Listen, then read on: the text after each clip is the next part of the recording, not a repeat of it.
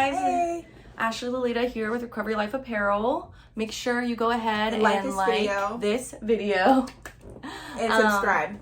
Yes. Okay, and share? Yep. Yes. Well, you don't have to share, but if you want to share that shit. Share that shit, but if you want to hit the bell too, that way anytime we post, you get notified of a new video. Okay. Yes. So this is a video about pretty much how I gave myself my third DUI. But more so what it's about to me is what alcohol can really do to your mental state and a sense of like delirium, delusion, and pretty much just make you feel like other people feel like you're completely crazy, even though in your own mind you feel completely sane and validated in your actions. So that's really the message here to me. As I said in my last video when I shared my story, my third time getting clean, I decided to call Lolita for the third time, and I was in Jacksonville. So that's a 3-hour drive to get back to Lolita's house to go ahead and put myself in detox and live with her for a couple months and really give this a real try.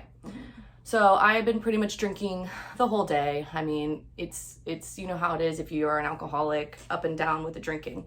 So I decided to get in the car around like 7, 8 o'clock. And I'm still drinking. I stop at the store, I get more alcohol, I'm taking Xanax, and I'm driving about an hour in, and I could swear on everything that this woman is like following me really, really close behind me. Interesting fact, I have pictures of her license plate, which means she was in front of me, which is really interesting because I will never fully know.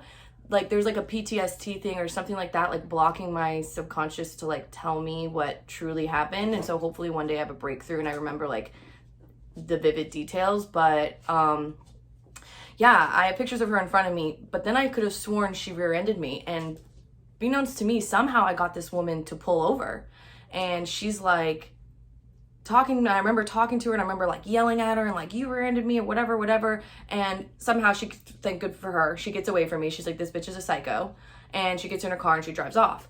So of course I'm livid because I think this woman for real rear-ended me, and so I think that's what happens. I get back in the car and I chase her. And that's how I have the pictures of her license plate. Actually, that just came to me. I think I chased her. So I decide to pull back over. She calls us too. Yeah, so this is when I call you guys. Yeah, yes. So oh, okay. Yeah. I thought you were going to get into that. So, yeah, okay, no. So I pull myself over. And in your mind, you are lying to everybody. So you also assume that everybody thinks you're lying, right? So I pull myself over and I wave down, what do they call the cops on the highway? The state patrol. State troopers. State troopers. I wave them down. Hey, come over here. And so I decide to call them as well. As I am flagging down these cops, like as I'm drunk, which I told them that I had had a drink at like 11 and that like I had been sober ever since. So like, of course they're like, okay, well get here now before you change your mind, as addicts will change their mind. So I call them, and what am I saying to you? She says, this lady hit me. She has the cop there. She's saying, my friends don't believe me that like I'm out here because of this accident. Will you please tell my friends like why I'm here? So the cop gets on the phone and I'm like, hey, what's going on? And he's like, I have absolutely no idea what's going on. Like, I'm gonna have to call you back. And I think this is like a clear situation here. Like, I'm showing them the pictures of her license plate. I'm like, go find this woman. You know, she rear-ended me. Like, my friends don't believe me that I'm like on my way to their house, because in my mind, that's all I care about. Right. All I care about is that they think I'm lying and that I changed my mind. And it's been like 10 minutes. So like, it's been like 10 minutes. No, like nobody was paranoid you weren't coming anymore, yeah. Actually. Like it's been 10 minutes.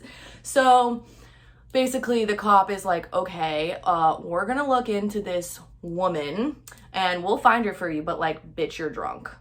And I'm like, absolutely not. He's like, yeah, cool, because there's like alcohol in your car. I'm like, oh, like I think I said like I had went to the beach and that was like from the beach day and whatever like lies I pulled out of my ass. And I try like, I'm like trying real hard. Like my lawyer could not get me out of this because I'm like trying real hard to pass the test. And I'm like, you're not God. You don't decide like who's this and who's that. Like you look fucking ugly in your vest. Like your wife probably doesn't love you. Like, oh my God, you said this that? This is like over the course of like the next whatever what I said to him. Right.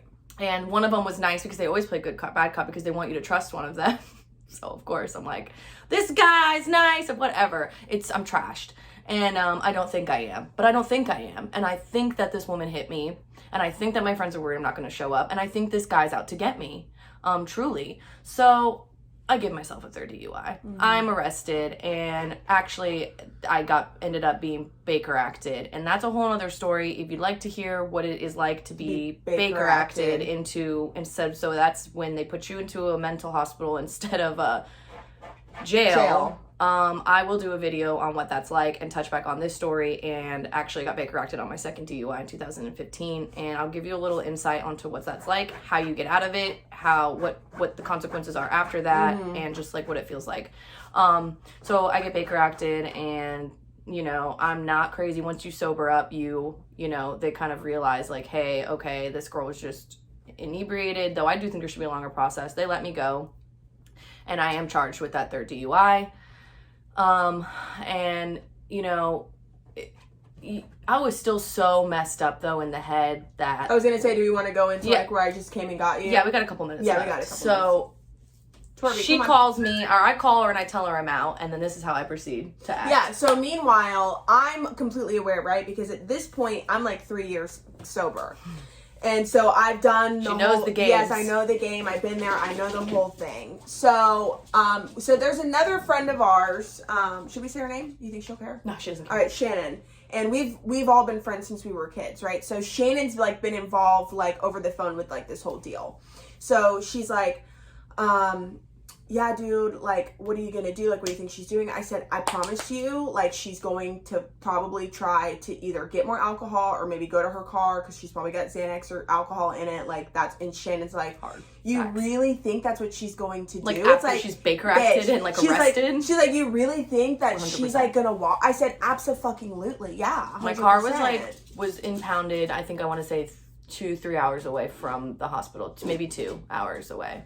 Yeah, I'm like, absolutely, like, that's literally what we do. So, long story short, I call her, she's trying to blow me off here or there, so I said, all right, well, I know where her fucking car's in Bithlow somewhere, I know the assumed direction that way, so I'm gonna just take my ass and start driving in that direction, and like, I'm nervous, I keep looking for her car, because she's like, well, bitch, I'm just gonna come find you, and I'm like, oh my god, so I'm wearing these tiny little booty socks, and I'm like, oh my god, like, I'm 100% still want to get clean, I'm 100% dedicated to living with her, one more time. I just am so fucking sick. Yeah. And if anyone out there understands, like, you know that your body feels like it's turned, like, your skin is on the outside, bitch, of your body, your organs are exposed, like, that's the pain.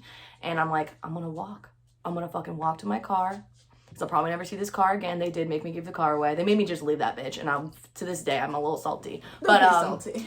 So I'm like, I'm gonna walk, and if it hadn't been for my socks being like little booty socks, and I started to get a blister the first 30 minutes in, I'm like, I ain't gonna make it to the car. So I fucking go into the 7-Eleven, I get a little wine bottle, I chug it, I can barely keep it down. Thank God she shows up. I get a cigarette. It takes me like 15 strangers to get a lighter. I mean, I'm seeing people in the slides from the hospital at the bus stop. I'm like, my life. But like, can you guys envision that? Because you all that know us from TikTok and everything like that, you see like our life, it doesn't even resemble that. Yeah, that's the point. At all. And like, when I tell you, like, this bitch had all her belongings, like, in a fucking plastic bag. Yeah, plastic bag. Just not even a purse, y'all. Just got out of an arrest in a mental hospital when I am not mental. I'm just delusioned by alcohol. I'm sitting on the curb of a 7-Eleven having a conversation with a messed up guy at a bus stop, and I'm like, don't even have a lighter. It's like trash. It's trying to walk 2 hours to a car to get one more Xanax. It's like 2 hours. So would 100% been a 2 hour This is how I gave myself my third DUI. This story does continue into an intervention. Yes. And convincing me to give my car away. Yes. So I can blend that in with with what it's like to be Baker acted. But just know that is not who you are. You truly, if you're going down the path of alcoholism, it will get worse. Yeah. It does get progressive, and you can fucking lose your mind. And the worst part is you won't know it. You will think that you are sane. You will think that you're making the right decisions. Right. Just like anything can happen. Like, you can give yourself just grave consequences, right? So we love you. And if you guys are new watching this video, she's over a year sober now. Yes. Okay. That's great. Yes. Yes. I'm over a year sober. Yeah. And for anyone who's like, oh, she should be in jail. I mean, they did take my license for 5 years. So I just want to throw that in there. And for anyone who's like maybe angry that more didn't happen. But I mean, what's the ownership aspect, I right? did go to jail for a couple of days. You know, just later. So it's a whole story. Yeah. So, but I mean, I think to walk away from this story is how she's in peace today. Maybe, right? It's like just taking ownership. Yeah, absolutely. For your absolutely. actions. I take the third DUI as 100% blessing, because as I'm sure a lot of people are thinking, I definitely could have killed somebody, and I definitely could have killed myself, because there was 2 hours left to that drive, and I'll never know. And thank goodness I will never know what would have happened if somewhere in that delusion it ended up being the right thing. And that's why we have to go through these journeys. We have to go through this pain and the suffering of things that are mostly our own fault, to get where we are today. So for anyone out there that is clean and sober, congratulations. And if you're struggling, you can always reach out to us. I will link in the description box a link to like a resource, 12-step resource and things like that. And our DMs on Instagram are always open. Have a good day. Love you guys.